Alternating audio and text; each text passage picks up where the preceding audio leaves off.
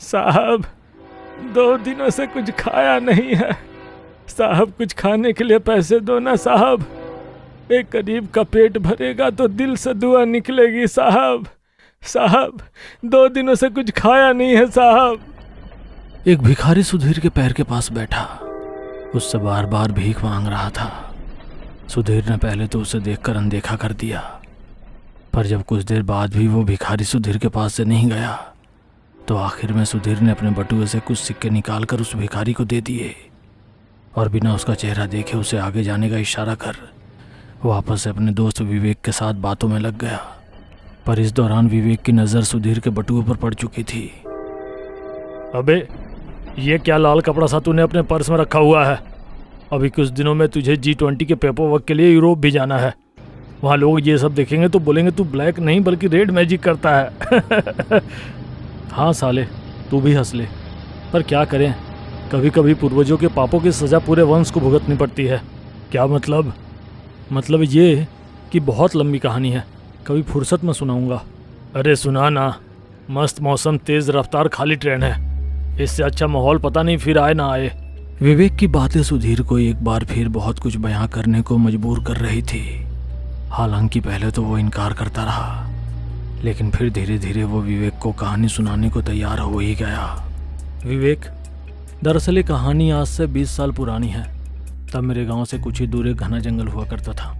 उस वक्त ज़माना भी ऐसा था कि आधी से ज़्यादा ज़रूरतें जंगल से ही पूरी हो जाती थी। लोग बहुत कम बाहर जाकर कमाना पसंद करते थे।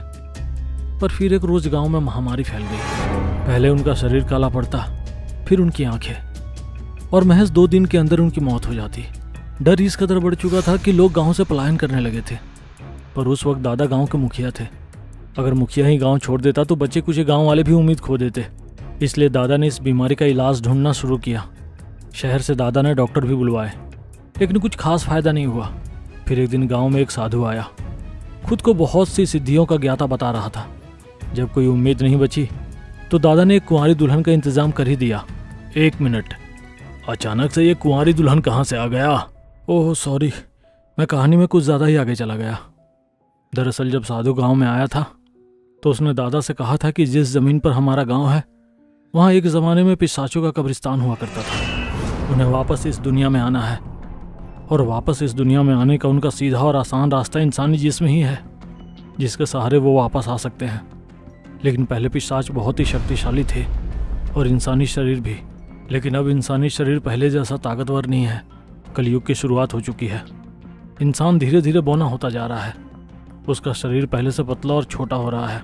इसलिए जैसे ही पिशाच की आत्मा इंसानी शरीर में आती है तो उसका शरीर काला पड़ने लगता है। वो पिशाच की शक्तियों को शरीर संभाल नहीं पाता और दम तोड़ देता है। सुधीर की बातें सुन अब विवेक के मन में भी जिज्ञासा बढ़ने लगी थी।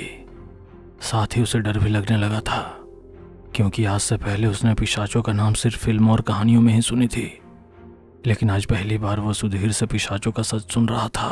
तो फिर तेरे दादा ने पिशाचों से पार पाने के लिए क्या किया? विवेक का ये सवाल सुनकर सुधीर के चेहरे पर डर साफ झलक रहा था। क्या हुआ? कुछ बोलता क्यों नहीं? तुम्हारे दादा ने फिर क्या किया? और उस साधु का क्या?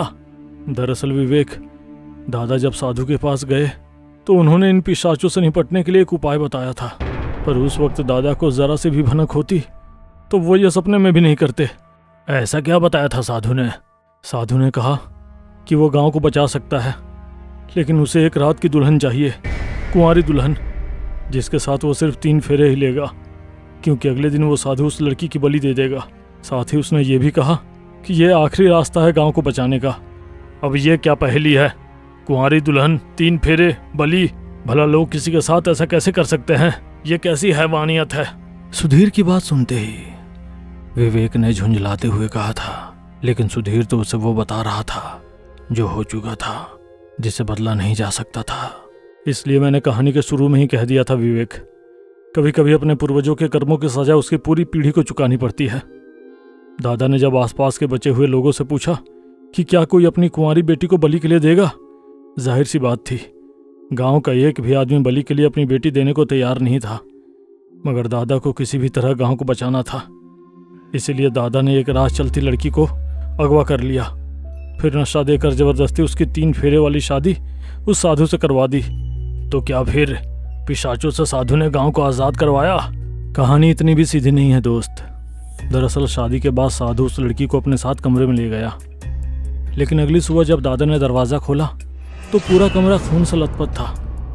साधु के जिस्म के लोथड़े कमरे की दीवार में चिपके पड़े थे, और तो और पूरे कमरे में सड़े हुए मांस की बदबू आ रही थी। लेकिन एक सवाल भी था जो कमरे में बिना कहे गूंज रहा था, वो लड़की कहाँ गई? साधु का यह हाल किसने किया? विवेक ने चौंकते हुए तुरंत ही सुधीर से पूछा था। इस पर सुधीर का कहना था, हाँ, आखिरी बंद कमरे से वो लड़की कहाँ गई? सबको यही सवाल खाया जा रहा था, जिसका जवाब किसी के पास नहीं था। पर इस हादसे से एक बात अच्छी हुई थी, गांव के लोगों का मरना रुक गया था। कहीं ना कहीं गांव के लोग खुश थे, सिवाय दादा को छोड़कर, क्योंकि इतना सारा खून और मांस देखकर दादा का मानसिक संतुलन अब बिगड़ने लगा था। वो अब खोए खोए से रहने लगे थे। कभी कभी अचानक ही आसमान देखकर जोर जोर से रोने लगते, तो कभी खाली दीवार देखकर हंसने। किसी को कुछ समझ नहीं आ रहा था। हमने डॉक्टरों को भी दिखाया, लेकिन कोई फायदा नहीं हुआ। पर फिर एक दिन जब मैं दादा के कमरे में गया तो देखा वो खुद को फांसी लगा रहे थे। पर मुझे देखते ही मेरे पैर पकड़कर मुझसे माफ़ी मांगने लगे। क्या हुआ दादाजी, आप रो क्यों रहे हैं और मेरे से क्यों माफ़ी मांग रहे हैं? बेटा, मुझसे जो गलती हुई है उसकी सजा अब मेरे पूरे वंश को भुगतनी पड़ेगी। ये क्या बोल रहे हैं आप दादाजी? मुझे कुछ भी समझ नहीं आ रहा है। ऐसा क्या किया है आपने जिसकी सजा मुझे भी मिलेगी? बेटा, गांव किसी पिशाच के कब्रिस्तान पर नहीं बना है, बल्कि ये सब मेरी सोची समझी चाल थी। मैंने खुद गांव के लोगों को मारा था, उन्हें गायब करवाया था, ताकि मैं अपना बदला ले सकूं। जिस लड़की को मैंने साधु के संग ब्याहा था वो उसी महिला सरपंच की बेटी है जो मेरे खिलाफ खड़ी हो रही थी। ये लड़की उसकी ही बेटी है, और तो और उसने पूरे गांव के सामने मेरी बेइज्जती करवाई थी। और वो साधु नहीं बल्कि एक चोर था जिसे मैंने पुलिस से बचाया था। मैंने लड़की को स्कूल से अगवा कर उसे नशे की दवाई दे दी थी, और साधु से शादी करवाने के बाद मैंने ही साधु को जान से मार दिया। फिर आज जंगल में लड़की का बलात्कार किया, और जब मन भर गया तो उसे जिंदा ही जंगल में दफना दिया। पर अब उस लड़की की आत्मा मेरा पीछा नहीं छोड़ती है, हर वक्त मेरे कंधे पर बैठी हुई रोती रहती है। उसकी रोने की आवाज़ सुनकर मैं पागल होता जा रहा हूँ। मुझे अब उसका रोना और बर्दाश्त नहीं होता है। दादा ये बोल ही रहे थे कि अचानक ही मेरी नज़र जब आईने में पड़ी तो मेरे पैरों तले ज़मीन खिसक गई थी।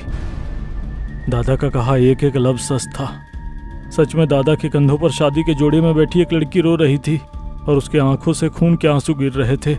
दादाजी, आपने जो पाप किया है उसे इतिहास कभी माफ़ नहीं करेगा, और आपके किए की सजा अब हम सबको कब तक भुगतनी पड़ेगी ये कोई नहीं जानता। मैंने गुस्से में दादा से कहा और वापस अपने कमरे में आ गया। उस रात दादा ने खुद को फांसी लगा ली, और फिर इसके कुछ दिन बाद मैंने जिद करके अपने पूरे परिवार के साथ हमेशा हमेशा के लिए गांव छोड़ दिया। पर दादा की कही एक एक बात मेरे जहन में आज भी गूंजती है, क्योंकि जब दादा उस लड़की का बलात्कार कर रहे थे तो उस लड़की ने कसम खाई थी कि जब तक वो हमारे पूरे वंश को ख़त्म नहीं कर देती वो मुक्ति को नहीं अपनाएगी। और जैसा उस लड़की ने कहा था उसने कर दिखाया, क्योंकि जब हम शहर में आकर रहने लगे तब एक दिन पापा ने कहा कि उन्हें भी दिन रात किसी लड़की के रोने की आवाज़ सुनाई देती है और उनके कंधे में बहुत दर्द रहता है। यह सुनते ही मैंने चुपके से आईने में देखा तो मेरा सारा शक एक पल में यकीन में बदल गया था। शादी के जोड़े में एक सड़ी गली लड़की पापा के कंधे पर बैठी हुई खून के आंसू रो रही थी। तब मैं एक अघोरी से जाकर मिला। फिर उसने मुझे बताया कि अगर मैं उस लड़की के शरीर का विधिपूर्वक अंतिम संस्कार कर देता हूँ तो ना चाहकर भी उस लड़की को मुक्ति को स्वीकारना होगा। लेकिन उस लड़की की लाश ढूंढने में मुझे देर हो गई। जब तक मैं उस लड़की का अंतिम संस्कार कर पाता पापा ने खुद को फांसी लगा ली थी। पर मैंने हार नहीं मानी। मैंने उस लड़की की लाश को जंगल से ढूंढ निकाला और विधि पूर्वक उसका अंतिम संस्कार भी कर दिया। तो जो तुम पूछ रहे थे कि लाल कपड़ा में क्या है, तो बता दूं, उसमें चावल नहीं बल्कि उसी लड़की की अस्थियां हैं, और इसे मैं अपने पास सिर्फ इसलिए रखता हूं ताकि बिना डरे रात को सो सकूं।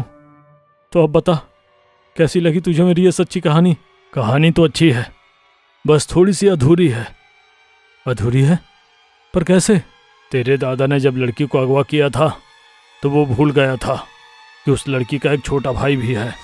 छोटा भाई शब्द सुनते ही सुधीर के कान खड़े हो गए थे। उसकी आंखों में एक बार फिर डर पनपने लगा था, पर इससे पहले उसके गले से डर के शब्द फूट पाते, विवेक ने कमरे के पीछे से चाकू निकाला और सुधीर की आंखों में देखता हुआ एक झटके में उसकी गर्दन में घुसा दिया। सुधीर कुछ ही सेकंडों में बिलबिलाता हुआ दम तोड़ चुका था और फिर सुधीर के मरने के बाद विवेक ने उसकी जेब से बटुआ निकाला और अस्थियों से भरी वो लाल कपड़े की छोटी सी पोटली ले ली और चलती ट्रेन से कूद गया।